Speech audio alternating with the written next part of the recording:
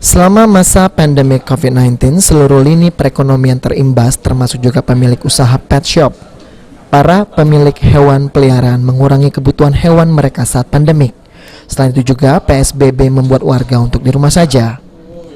Menurut Efrianti, karyawan Evo Pet, sejak pandemi pengunjung pet shop ini mulai berkurang, pengunjung berkurang hingga 20%. Untuk menarik pelanggan, Evo Pets memberikan program dan diskon kepada para pecinta hewan.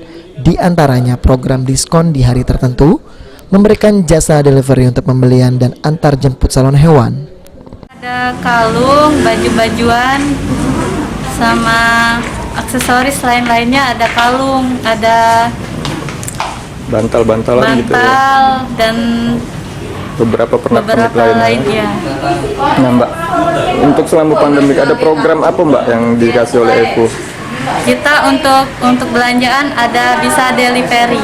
Oke, untuk delivery ya. Jadi kita memesan terus dianterin dari pihak Evo. Iya, bisa lewat chat, WA, dan ada IG Evo Pet Shop.